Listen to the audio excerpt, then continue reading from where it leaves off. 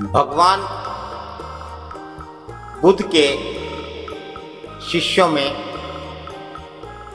आनंद सबसे पुराने शिष्य। आनंद भगवान बुद्ध के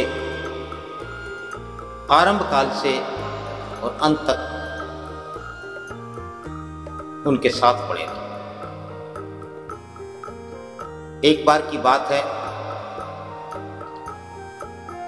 राजा उदयन की रानियों ने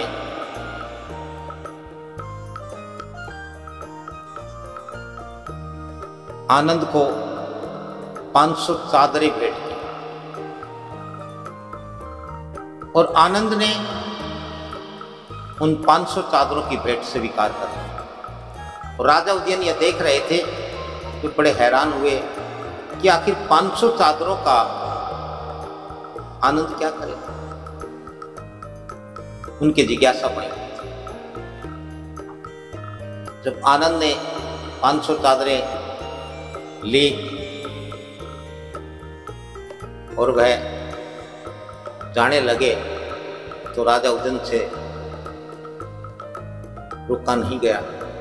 उन्होंने पूछ लिया कि आनंद, तुम भिक्षुक हो, इतनी चादरों का भला तुम क्या करोगे संग्रह? आनंद ने कहा कि राजन, जिन भिक्षुओं के चीवर फट गए हम उनके चीवर बढ़वा देंगे। तो उसने कहा, यानी कि राजा उदयन ने आगे कहा कि पुराने चीवरों का क्या करूं? तो उसने कहा कि पुराने चीवरों को काट छाट करके उनको सीख करके उनके बिछौने बना ले। और उन्होंने कहा कि पुराने बिछौनों का क्या करोगे? तो आनंद ने कहा कि पुराने बिछौनों के हम गद्दों के, तकियों के गिलाफ कवर बना लें। तो राजा उदयन ने कहा, पुराने गिलाफ और तकियों के कवरों का क्या करोगे? उसने कहा कि हम उनके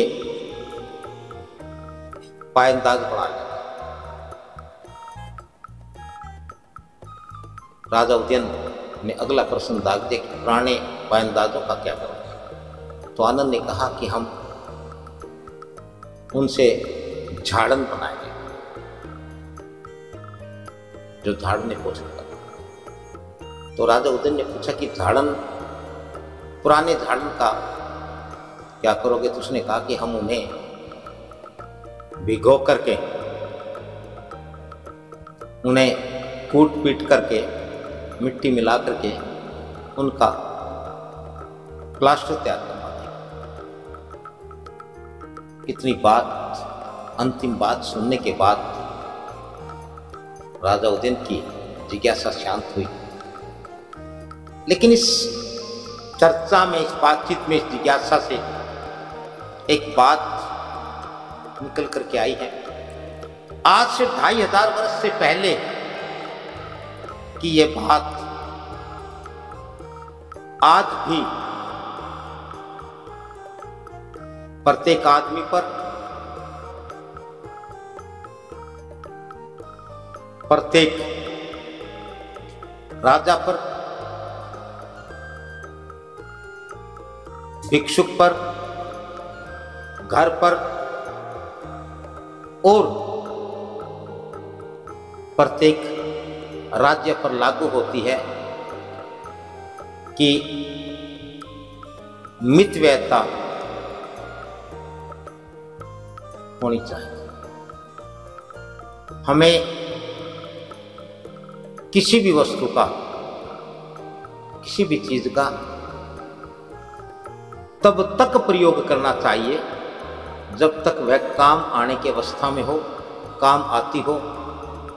उसके स्थान पर अनावश्यक खर्च नहीं करना चाहिए और काम आने वाली वस्तु का कभी उसको अनावश्यक फैत करके हमें उसका दुरुपयोग नहीं करना चाहिए। तो आनंद ऐसे मिट गए थे और सभी को ऐसा होना चाहिए।